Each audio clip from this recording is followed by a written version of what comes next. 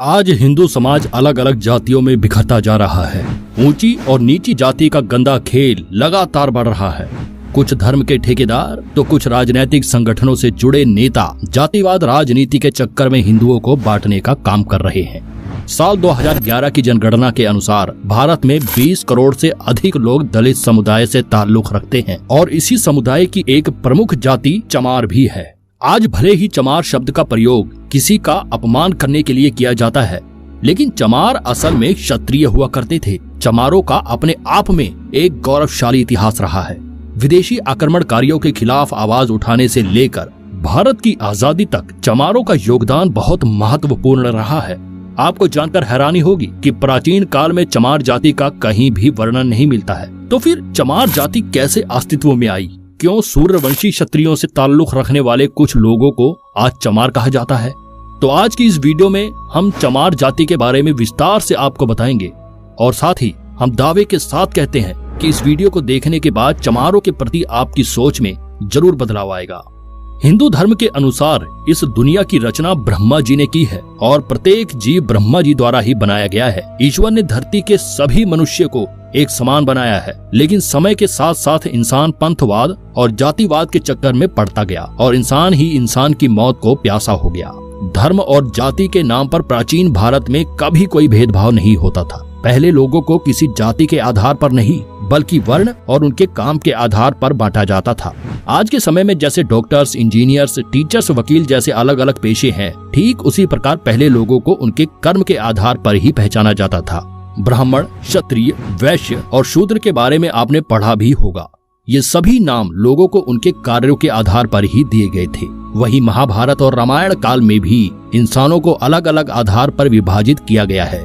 उस समय देव, दानव, राक्षस, यक्ष, किन्नर और गंधर्व के आधार पर जाति तय की जाती थी, जो आज की जातिवाद से बिल्कुल भिन्न है। चमार जाति के बारे में वैसे तो कहीं उल्लेख नहीं है। चमार शब्द का प्रयोग पहली बार सिकंदर लोधी द्वारा 16वीं शताब्दी में किया गया था, जिस समय भारत में तुर्की और अफगान के आक्रमणकारियों ने भारत में प्रवेश करना शुरू किया था।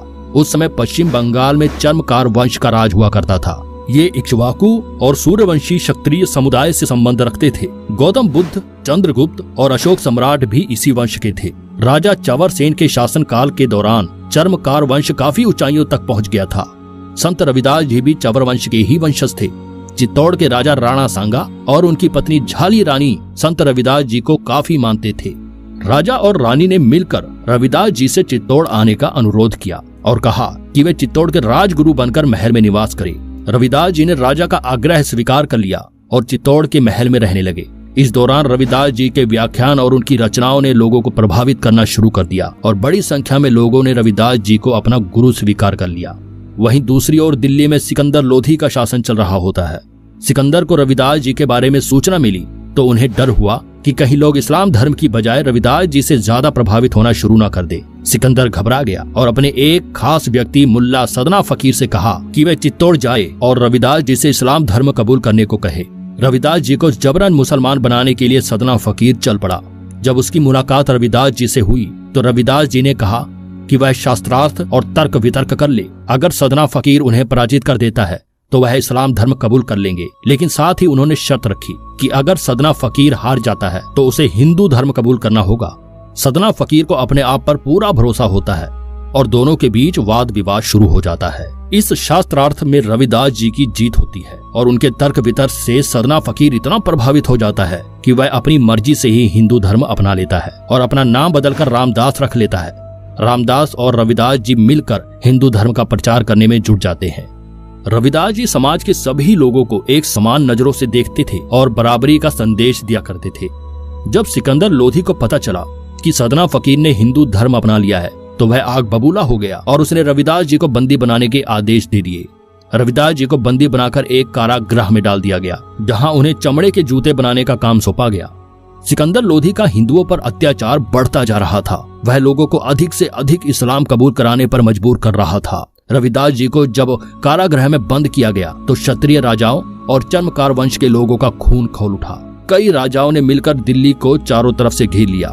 सिकंदर लोधी के खिलाफ आम लोगों ने अपनी आवाज बुलंद कर दी। इस तरह लोगों के विद्रोह को देखते हुए लोधी ने संत रविदास जी को रिहा कर दिया। लेकिन सन 1520 ईस्वी में संत रविदास जी का देहांत हो गया और एक बार फिर सिकंदर लोधी का अत्याचार बढ़ गया। चर्मकार वंश के लोगों ने इस्लाम धर्म कबूल करने से साफ इनकार कर दिया। सिकंदर लोधी ने इस वंश के सैकड़ों हजारों लोगों को बंदी बनाया और उन्हें चमड़े के जूते और अन्य चीजें बनाने का काम सौंप दिया गया। विदेशी आक्रमणकारियों से पहले भारत में चमड़े के जूते या अन्य चीजों का प्रयोग नहीं किया जाता था और चमड़े को लोग अशुद्ध माना करते थे।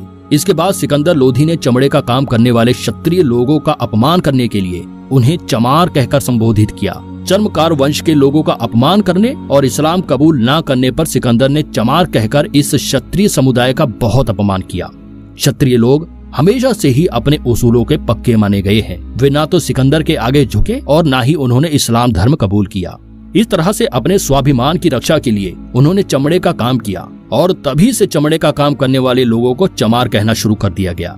इस जाति के लोगों की शिक्षा पर भी रोक लगा दी गई, जिससे कि उनकी आने वाली पीढ़ी को अपने गौरवशाली इतिहास के बारे में बिल्कुल भी पता न चल सके।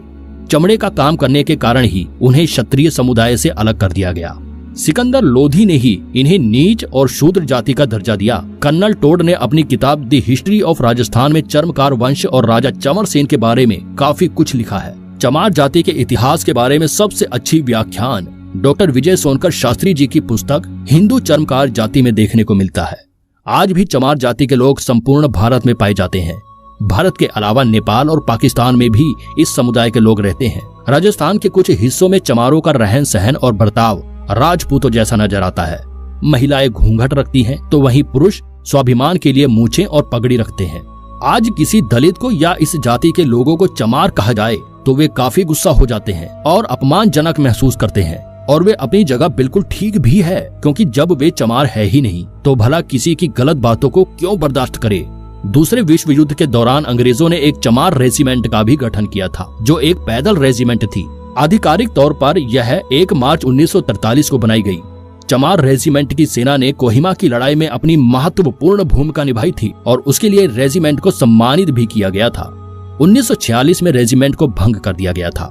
समय समय पर लोगों द्वारा एक बार फिर से इस रेजिमेंट के गठन की मांग की जाती रही है। बाबा साहेब अम्बेडकर ने अपना पूरा जीवन दलित और पिछड़ी जाति के लोगों को समाज में बराबरी का तबका दिलाने में समर्पित कर दिया।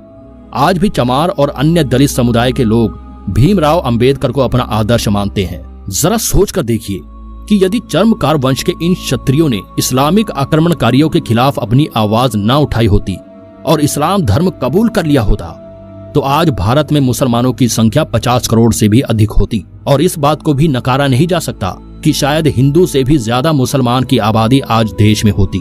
हिंदू धर्म और समाज की रक्षा में चमार जाति का योगदान कभी भुलाया नहीं जा सकता। तो दोस्तों, उम्मीद करते हैं कि आपको ये वीडियो पसंद आई होगी और चमार जाति के गौरवशाली इतिहास के बारे में भी आप समझ गए होंगे। आज के बाद यकीनन चमारों को देखने का नजरिया भी बदल जाएगा। आज लोग सेकुलर होने के नाम पर ईद पर सवैयां खा सकते हैं, तो फिर भला एक चमार या दलित के घर का पानी पीने में क्या ऐतराज है। ईश्वर ने प्रत्येक मनुष्य को एक समान बनाया है और हमें ईश्वर की रचना में भेदभाव नहीं करना चाहिए। अगर आपको वीडियो अच्छी लगी हो तो इसे लाइक और शेयर जरूर कर देना।